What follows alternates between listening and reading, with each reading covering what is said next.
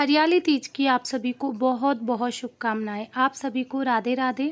Friends, आज की इस वीडियो में मैं आप सभी को सुनाऊंगी हरियाली तीज की व्रत कथा। तो व्रत कथा शुरू करने से पहले आप हाथ में थोड़े से अक्षत पुष्प ले लें, क्योंकि खाली हाथ कभी भी कथा नहीं सुनी जाती है। तो चलिए अब हम कथा को शुरू करते हैं। एक बार भगवान शिव माता पार्वती से कहने लगे, हे पार्वती, बहुत समय पहले की बात है जब तुमने हिमालय पर मुझे वर के रूप में पाने के लिए कठोर तप किया था।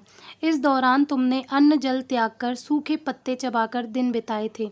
मुझे वर के रूप में पाने के लिए तुमने किसी भी मौसम की कोई परवाह नहीं की और तुमने निरंतर तप किया।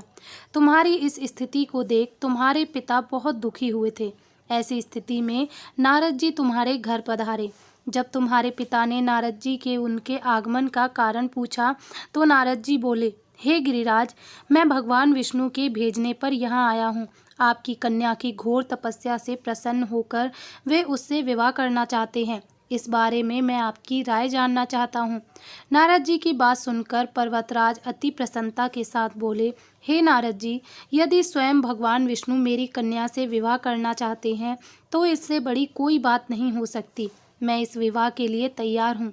इसके बाद तुम्हारे पिता की स्वीकृति पाकर नारद जी विष्णु जी के पास गए। ये शुभ समाचार सुनाया, लेकिन जब तुम्हें इस विवाह के बारे में पता चला तो तुम्हें बहुत दुख हुआ।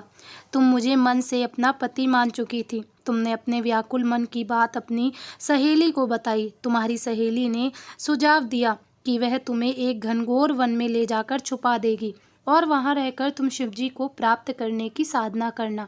इसके बाद तुम्हारे पिता घर में ना पाकर बड़े चिंतित और दुखी हुए।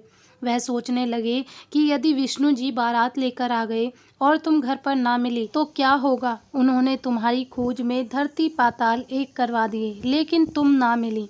तुम वन में एक गुफा के भीतर मेरी आराधना में लीन थी। भाद्रपद तृतीय शुक्ल को तुमने रेत से एक शिवलिंग का निर्माण कर मेरी आराधना की, जिससे प्रसन्न होकर मैंने तुम्हारी मनोकामना पूर्ण की। इसके बाद तुमने अपने पिता से कहा कि पिताजी, मैंने अपने जीवन का लंबा समय भगवान शिव की तपस्या में बिताया है और भगवान शिव ने मेरी तपस्या से प्रसन्न होकर मुझे स्वीकार भी कर लिया है। अब मैं आपके साथ एक ही शर्त पर चलूँगी। आप मेरा विवाह भगवान शिव के साथ ही करेंगे।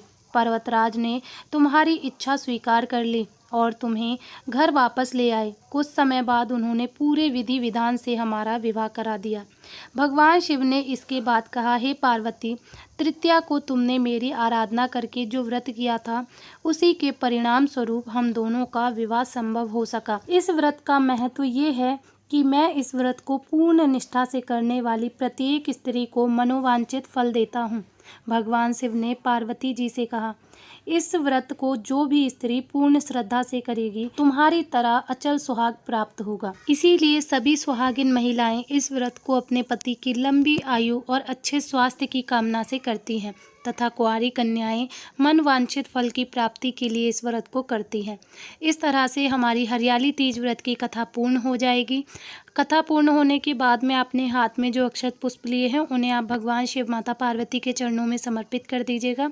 वीडियो अगर आपको अच्छा लगा हो तो वीडियो को लाइक कीजिएगा, चैनल को सब्सक्राइब कर लीजिएगा। मिलती हूँ अगले वीडियो में, तब तक के लिए आप सभी को राधे राधे, हरे कृष्णा।